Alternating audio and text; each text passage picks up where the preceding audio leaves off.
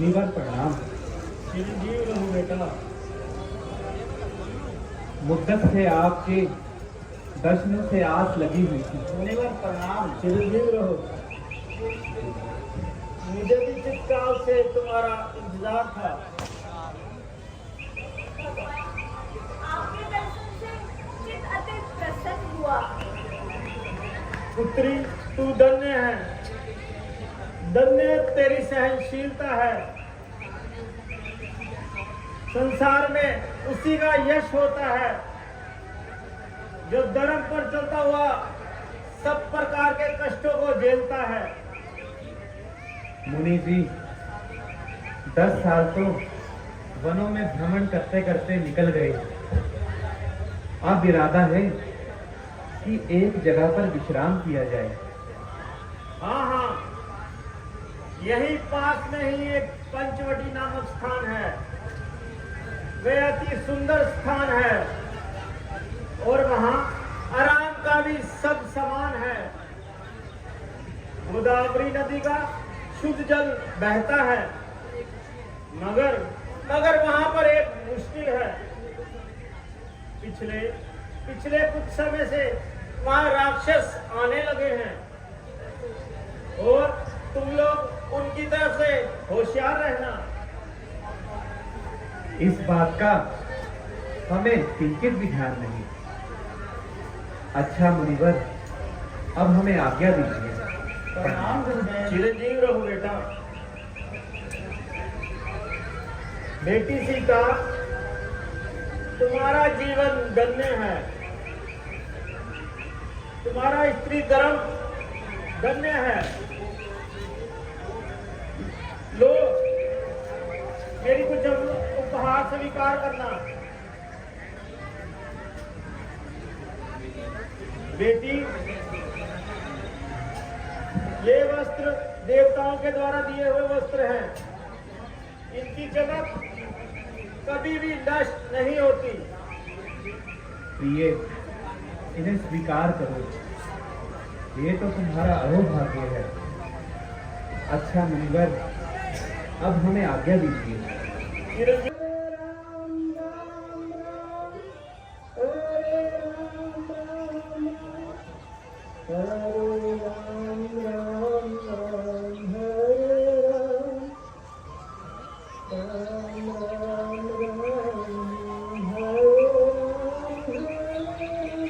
भ्राता जी,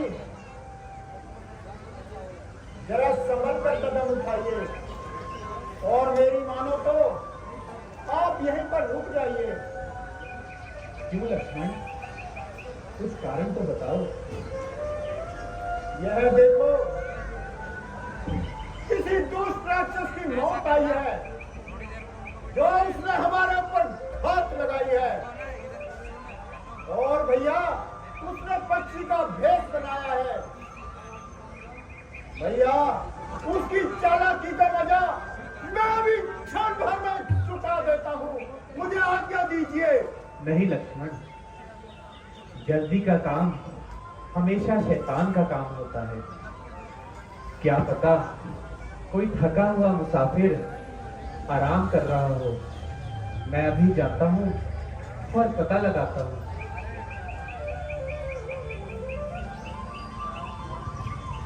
आप कौन है और यहाँ बैठने का क्या प्रयोजन? मेरा नाम जटायु है। क्या रामचंद्र आपका ही नाम है? हाँ हाँ, मेरा ही नाम राम है। मगर आपको मेरा नाम कैसे मालूम? बेटा, तुम्हारी यहाँ आने की तो एक साल से नहीं। आप अपना कुछ परिचय दीजिए। बताता हूँ, जरा इन दोनों को भी पास बुला लो। लक्ष्मण, जानकी, निकट आओ। प्रणाम जटायु महाराज। प्रणाम। हमारा प्रणाम लो। चिरंजीव रहो।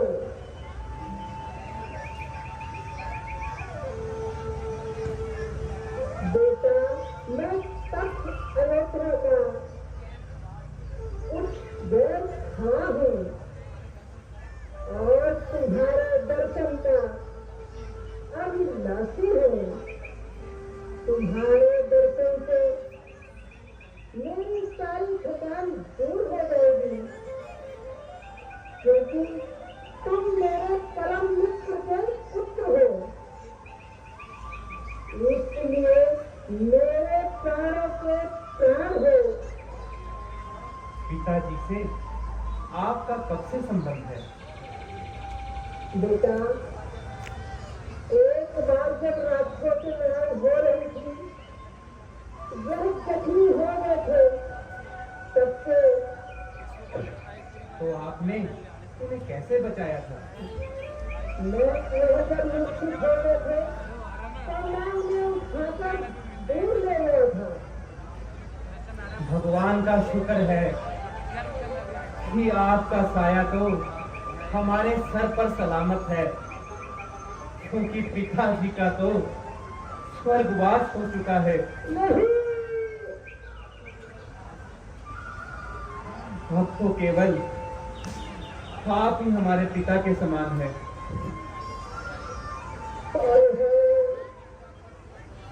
मेरे मित्र का कब स्वर्गवास हुआ? जब से हमें वनवास हुआ, धीरज रखो। मेरे योग्य कोई सेवा हो तो अवश्य बतलाइए। आप हमें पंचवटी का मार्ग बता दीजिए। पंचवटी यहाँ से बिल्कुल नजदीक है। तुम वहीं पर रहना, मैं भी तुम्हारा पासवान रहूंगा और तुम्हारी गैर हाजिरी में सीता का निवर्तन रहूंगा। महाराज, आपका बहुत बहुत धन्यवाद। अच्छा, अब हमें जाने की आज्ञा दीजिए। प्रणाम जटायु महाराज। ये रहो मेरे बच्चे।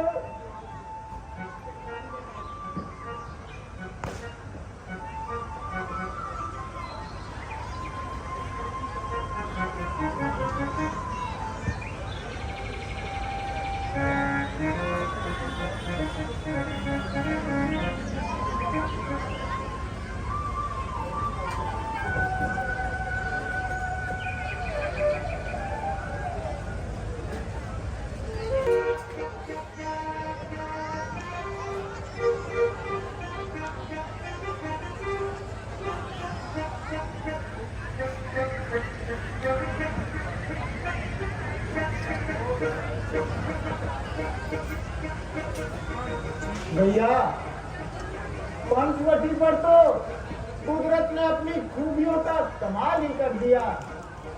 हाँ, और इस सुंदर वातावरण में यह और भी खूबसूरत नजर आ हाँ रहा है। भैया,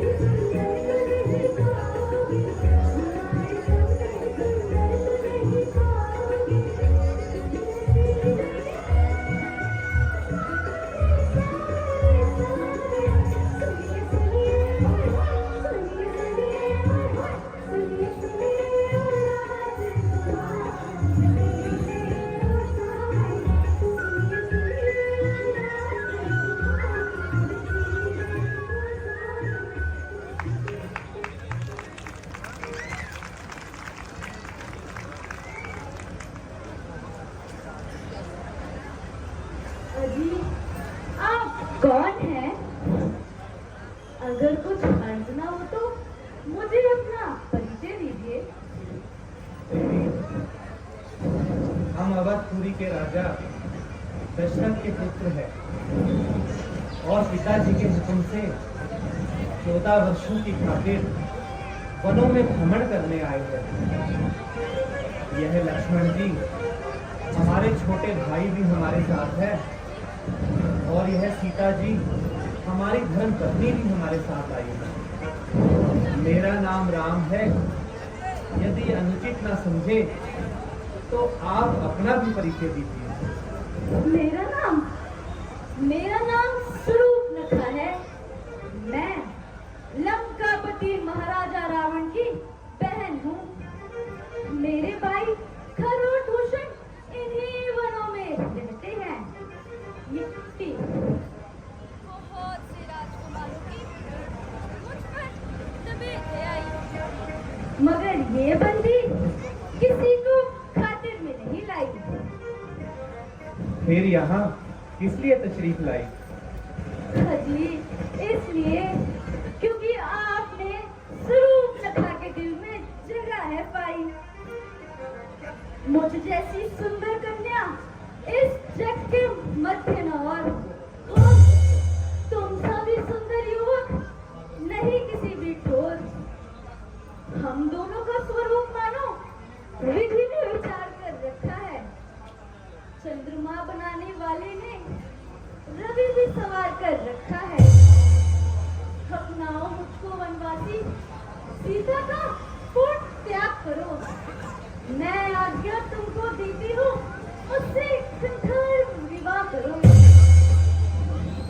तुम्हारी ये पहेली मेरी कुछ समझ में नहीं आई। देखने में तो अकलमंद मालूम होते हो, लेकिन वो पूरे सौदाई।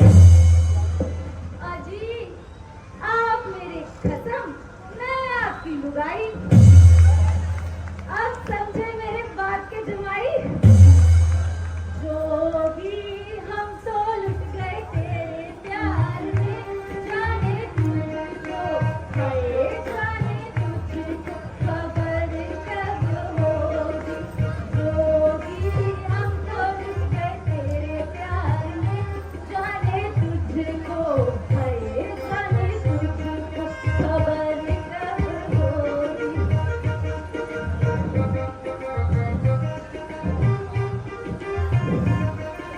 चंदा भी देखा, तारे भी देखे, देखा सूरज बरसों। चंदा भी देखा, तारे भी देखे, देखा सूरज बरसों। जब से मैंने तुझको देखा, मन में तुझकी शब्द आए जोगी।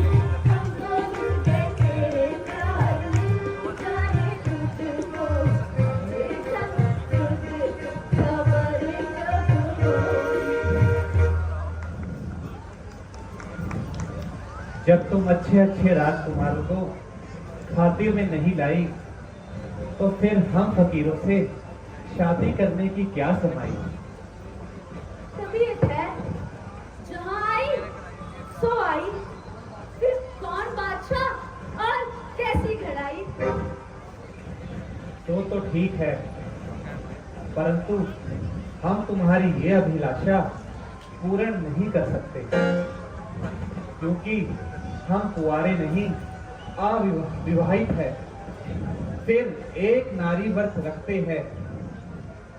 अपनी पत्नी को छोड़ अन्य सबको माता और बहन समझते हैं। अतएव तुम्हारी यह आज्ञा पालन कर सकते कभी नहीं। हम आर्य पुरुष है, आर्य धर्म खंडन कर सकते कभी नहीं। हाँ, यदि लक्ष्मण चाहे तो इस बात को मंजूर कर सकता है और इसमें खुशी की बात है। इसलिए आप उनके पास जाइए और अपना दिली अभिप्राय प्रकट कीजिए, क्योंकि इस वक्त वह बिल्कुल अकेला है और वैसे भी जवान अलबेला है। ठीक है, उन्हीं से पूछ लेती हूँ।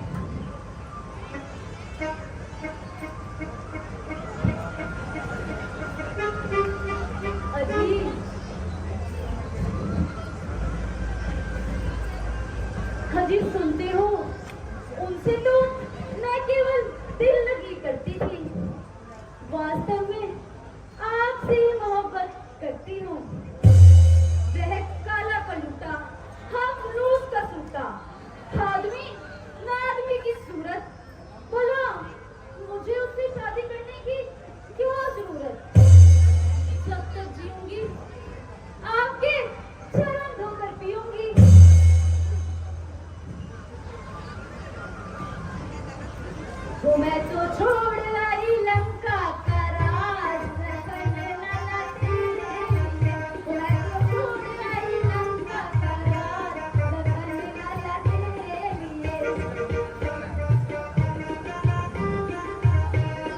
भैया भी छोड़ा मैंने बागी भी छोड़ी, भैया भी छोड़ा मैंने बागी भी छोड़ी। वो मैं तो छोड़ आई सारा संसार करने लाला तेरे लिए। वो मैं तो छोड़ आई लंका का राज करने लाला तेरे लिए। हाजी, आप चुप क्यों हैं? मुझे देख देख कर मंद मंद तुम हंसते हो। वे तो है ब्याह हुए, किंतु तुम कुंवारे दिखते हो। अच्छा, तुम उनकी तरह उत्तर देना, खुर नहीं। तुम बने बनो, मैं बनी बनूं, यह जोड़ी भी कुछ बुरी नहीं। रूपरेखा, मेरी खुशनसीबी का क्या ठिकाना है। जब तुम जैसी चंद्रमुखी मृगनयनी की तबीयत मुझ पर मलाल हो गई और मेरे एक ही नेत्र बाण से तू घायल हो गई। वाह, क्या रंग पाया है, कुंदन की भांति चमक रहा है और ये तेरा चेहरा पालिश किए बूट की तरह चमक रहा है। वास्तव में सुंदरता में तुम निस्संदेह लाजवाब हो। तमाम जमाना क्या, पूरी खुदाई का तुम इंतखाब हो। तो फिर किस बात की शर्म है? हाँ, इसका कारण भी बताता हूँ। मैं प्रभु श्री राम का सेवक हूँ, इसलिए मेरे साथ विवाह करने में तेरी तमाम उम्र के लिए मिट्टी खराब है। तो क्या आपकी ओर से भी मुझे साफ इनकार है? हाँ, ऐसा ही समझो। पर सुरूपरेखा, आपकी और उनकी जोड़ी खूब सस्ती है। एक महा और दूसरा महाताप।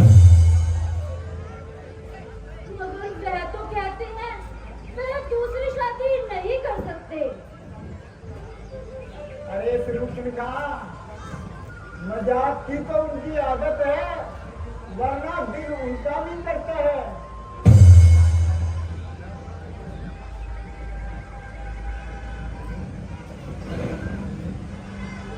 अभी सुनते हो, आप यूं ही मुझे हैरान कर रहे हो और बेकार में परेशान कर रहे हो। वह छोकरा तो बिल्कुल नादान है। भला इन बातों की उसे क्या पहचान है? आप तो कहते थे बड़ा अलबेला जवान है, मगर वह तो अव्वल दर्जे का बदसूरत इंसान है। ऐसी सूरत को तो मैं देखना भी पसंद नहीं करती। भगवान के वास्ते मुझ पर मेहरबानी करो और अपने फैसले पर दोबारा नजरसानी करो। संभव है कि तुमने अंदाजा लगाने में कोई गलती खाई हो, या फिर लक्ष्मण ने ही तुम्हें आजमाने के लिए कोई चाल चलाई हो। यदि तू सती है तो वो शादी करने के बाद भी यति है। अजी, काहे का यति? वह जितना खूबसूरत है उससे कहीं ज्यादा मूढ़मती है। आप तो मुझे ही फरेब देते हैं। सुरूपरेखा के कोमल हाथ इस गर्दन पर जेब देते हैं। जरा पीछे हटो, ये हाथापाई किसी और से जाकर करो, मुख से बात करो। मेरे हाथों में कांटे तो नहीं जो आपकी गर्दन पर जाएंगे। हाजी, फिर क्या सलाह है अब आपकी? जब मैं एक बार कह चुका हूं कि ना सिर्फ मेरी शादी हो चुकी है, बल्कि मेरी धर्म पत्नी भी मेरे साथ आई है। शादी हो चुकी है तो क्या हुआ? राजा महाराजा बावजूद शादी के बहुत सी रानियों के साथ मोहब्बत का दम भरते हैं। यह सब धर्म के विरुद्ध है। वे सब महापाप करते हैं। तुम्हारी यहाँ बिल्कुल भी दाल नहीं गलेगी। आखिर निराश होकर ही टलेगी। तुम्हारी जोड़ी तो लक्ष्मण से ही मिलेगी। हाजी, सुनते हो? आपने किस जंगली के पास मुझे भेज दिया था, जिसको ना बोलने का तरीका और ना बात करने का सलीका, अव्वल दर्जे का बदतमीज, शक्ल देखो तो कई वर्षों का मरीज, वैसे भी महाखलीज। 3 कोस से ऐसी बदबू आई कि मैं तो नाक दबा उल्टे पांव भाग आई। हाजी, बोलो मैं आपको छोड़कर कैसे जा सकती हूँ? और उस काले कलोटे को कैसे खातिर में ला सकती हूँ? वह तो जिस लायक था उसे वैसी एक काली कलोटी मिल गई। दोनों की जोड़ी खूब है। बस अब मैं और तुम, बस मैं और तुम। हाजी, सोच विचार को छोड़ो और जल्दी से शादी की तैयारियां करो। ऐसी बातें करने में तुझे लज्जा नहीं आती है? ऐसी बातें करने से अच्छा पापी तुम मर क्यों नहीं जाती है? जीवन में सर्वप्रथम बार देखी ऐसी निर्लज लड़की, एक दिवस आज का बड़ा असूब जो हमारे सन्मुख आई। ऐसी लड़की समझहीन, बुद्धिहीन। यदि नहीं हुआ विवाह तेरा तो कह दे अपने माता पिता से, वो कर देंगे कहीं छोड़ तेरा। यदि तेरा विवाह हो चुका है तो अपने पति की सेवा कर। क्यों इधर उधर भटक कर तू अपने को लज्जाती है? क्यों अपने पिता और भाई का नाम मिट्टी में मिलाती है?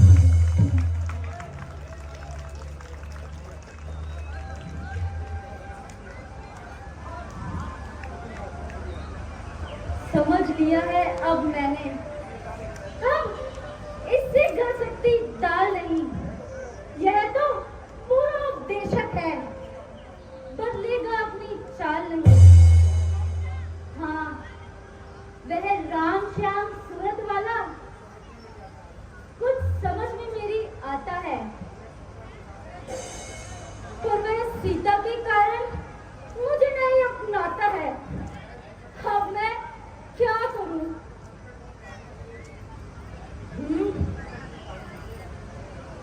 अतएव विकट निज रूपधार सीता को खा जाऊं मैं। अपने रास्ते का वह काटा क्षण भर में मिटाऊं मैं।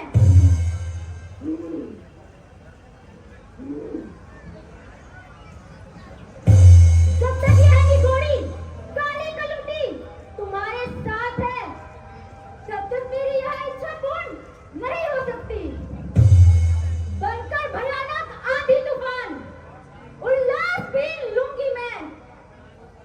अपना अनूठा तपसी सीता से छीन लूंगी मैं। क्यों ही बेहया, तुझे शर्म नहीं आती? यूं वैश्यों की तरह जंगल में घूम रही है। मालूम होता है तू बहुत सिर चढ़ रही है। मैंने तेरा क्या बिगाड़ा है जो मेरे गले पड़ रही है? लक्ष्मण, इसकी रग रग में शरारत टपक रही है। हमारा पीछा छोड़ अब यह सीता की ओर लपक रही है। जब तक अपनी बदकारी की सजा नहीं पाएगी।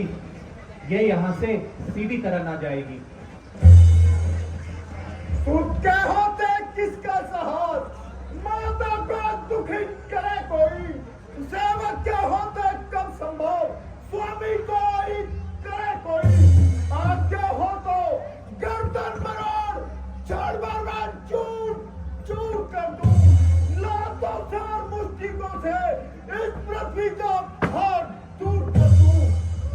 नहीं लक्ष्मण, मारो नहीं, इसकी नाक और कान काट दो, ताकि आइंदा यह किसी से ऐसी हरकत ना कर सके। जैसी आज्ञा भ्राता जी। ओ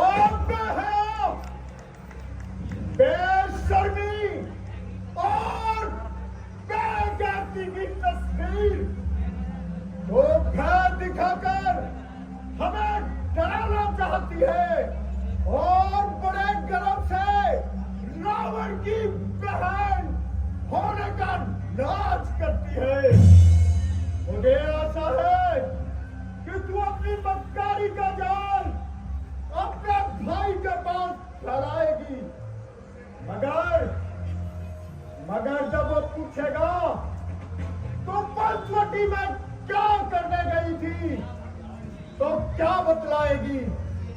इसलिए तुझे तेरे इस व्यवहार का मैं प्रमाण देता हूं, ताकि तेरे भाई को भी यकीन हो जाए कि उसकी बहन क्या क्या गुल खिलाती है।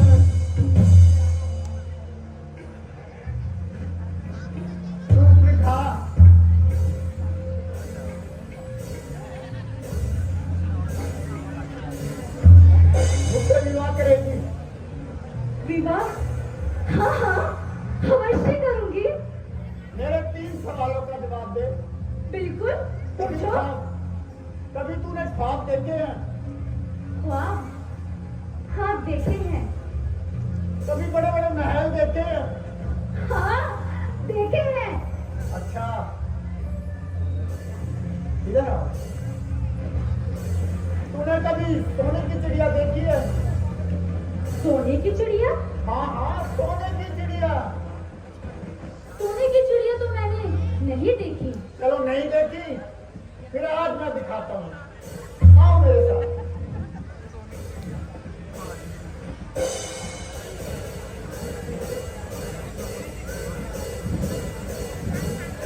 आइए, आओ मेरे साथ। आज सोने की चिड़िया दिखाकर ही भेजूंगा तुझे। आ जा। दिखाओ दिखाओ। कहाँ?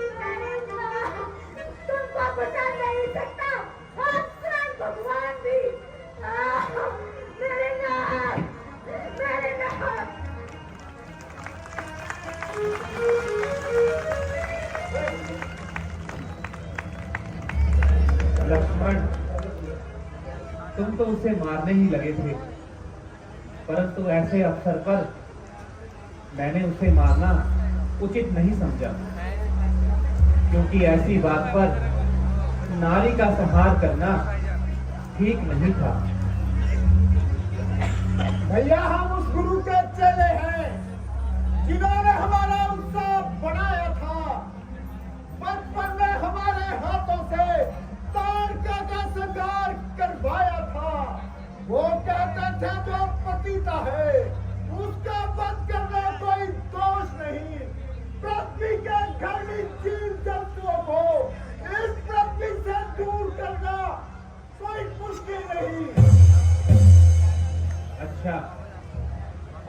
होशियारी से रहना, क्योंकि वह अवश्य बदला लेने के लिए अपने हिमायतियों को साथ लेकर आएगी।